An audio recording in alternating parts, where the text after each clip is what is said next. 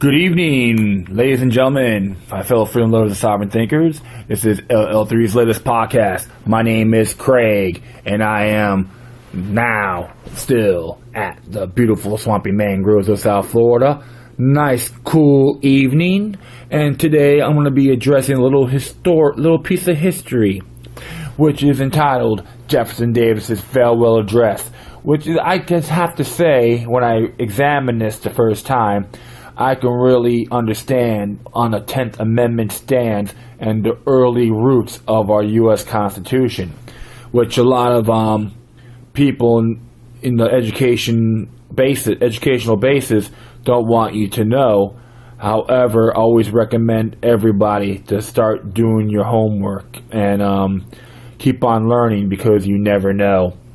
This whole antebellum towards the U.S. Civil War is a very morose event within 4 years of the United States and the Confederate States of America's history.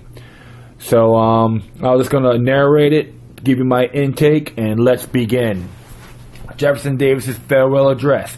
This was in the Senate Chamber, U.S. Capitol, on January 21st, 1861. I rise, Mr. President. At that time it was John C. Breckinridge.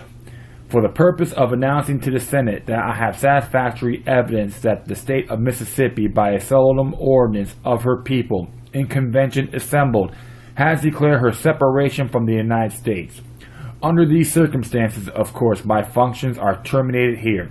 It has seemed to me proper, however, that I should appear in the Senate to announce that fact to my associates, and I will say but very little more. The occasion does not invite me to go into argument, and my physical condition would not permit me to do so if it were otherwise, and yet it seems to become me to say something on the part of the state I here represent on an occasion so solemn as this. It is known to senators, those who serve with me here, that I have for many years advocated an essential attribute of state sovereignty, the right of the state to secede from the Union. Therefore, if I had not believed there was justifiable cause, if I had thought that Mississippi was acting without sufficient provocation or without an existing necessity, I should still, under my theory of the government, because of my allegiance to the state, of which I am a citizen, I have been bound by her action. However, may be permitted to say that I do think she has justifiable cause, and I approve of her act. I conferred with her people before that act was taken, counseled them then that if the state of things which they had apprehended should exist when the conventions met, they should take the action for which they have now adopted. I hope who hear me will confound this expression of mine with the advocacy of the right of a state to remain in the Union and to disregard its constitutional obligations by the nullification of the law. Such is not my theory. Nullification and secession, so often confounded, are indeed antagonistic principles.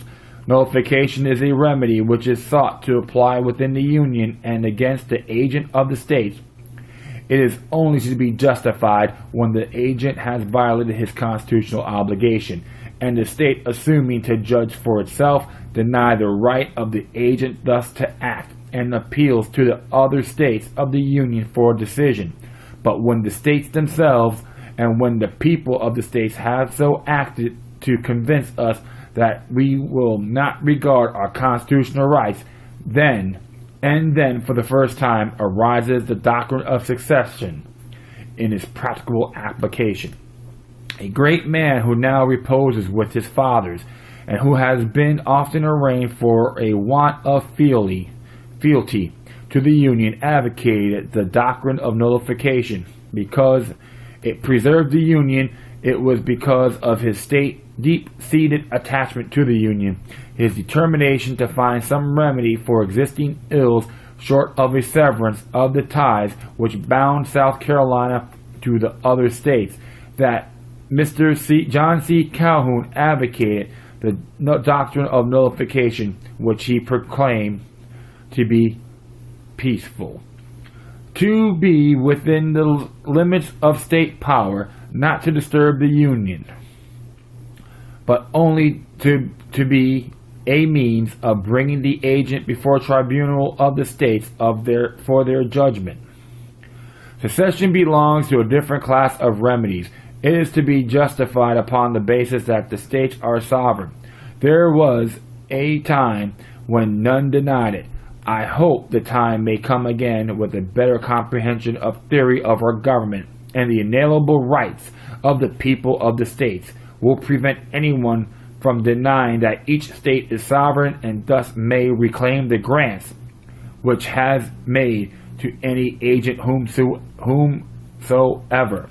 I therefore say I concur in the action of the people of Mississippi, believing to be necessary and proper, and should have been bound by their action if my belief had been otherwise.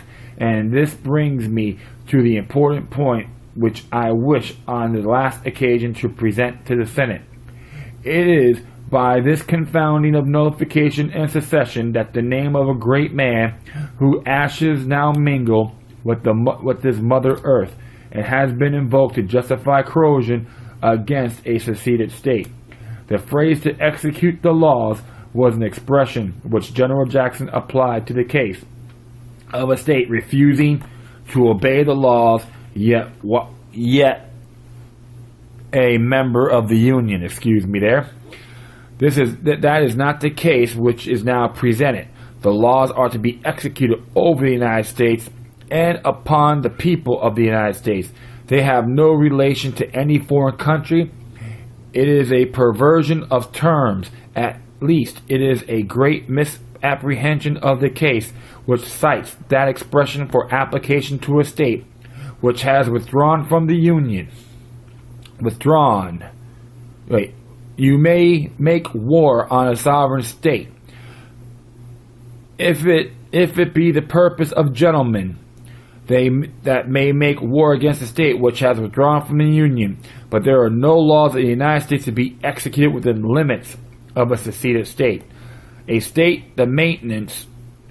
find herself in the condition in which Mississippi has judged she is, in which her safety requires that she should provide for the maintenance of her rights out of the Union, surrender all benefits, and they are known to be many, deprives herself of the advantages, they are known to be great, severs all ties of affection, and they are close and enduring, which have bound her to the Union, and thus divesting herself of every benefit, taking upon herself every burden, she claims to be exempt from any power to execute the laws of the United States with her limits.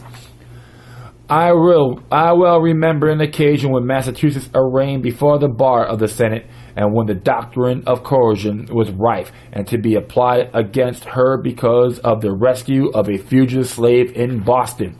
My opinion then was the same that it is now, not a spirit of egotism, but to show that I am not influenced in my opinion because the case is my own. I refer to that time and that occasion as containing the opinion which I entertained, and which my present conduct is based. If Massachusetts, following her through a stated line of conduct, chooses to take the last step which separates her from the Union, it is her right to go, and I will neither vote $1 nor one man to coerce her back, but will say to her Godspeed in the memory of kind associations which once existed between her and the other states. It has been a conviction of pressing necessity. It has been a belief that we are to be deprived in the Union of the rights which our fathers bequeathed to us, which has brought Mississippi into her present decision. She has proclaimed the theory that all men are created equal, and this made the basis of an attack upon her social institutions, and the sacred Declaration of Independence has been invoked to maintain the position of the equality of the races. The Declaration of Independence is to be construed by the circumstances and purposes for which it was made. The community were declaring their independence. The people of those communities were asserting that no man was born, to use the language of Mr. Jefferson, booted and spurred to ride over the rest of mankind, that men were created equal by meaning the men of the political community. There was no divine right to rule, that no man inherited the right to govern. There were no classes by which power and places descended to families, but all stations were equally within the grasp of each member of the body politic. These were great principles they announced. These were the purposes for which they made their declaration. These were the ends to which their enunciation was directed. They have no reference to the slave. Else how happened in that among the items of arraignment made against George III, what that he endeavored to just what the North has been endeavoring too late to do, to stir up insurrection among our slaves? Had the Declaration announced that the Negroes were free and equal, how was the Prince to be arraigned for stirring up insurrection among them? And how was this to be enumerated among the high crimes which caused the colonies to sever their connection with their mother country? When our Constitution was formed, the same idea was rendered more palpable. For there we find provision made for that very class of persons as property. They were not put upon the footing of equality with the white man, not even upon that of paupers and convicts, but so far as representation was concerned, were discriminated against a lower caste, not only to be represented in the numerical portion of 3/5. Then, senators, we recur to compact which binds us together. We recur to the principles upon which our government was founded. And when you deny them, and when you deny us the right to withdraw from a government which thus perverted threatens to be destructive of our rights, but we tread in the path of our fathers when we proclaim our independence and take the hazard.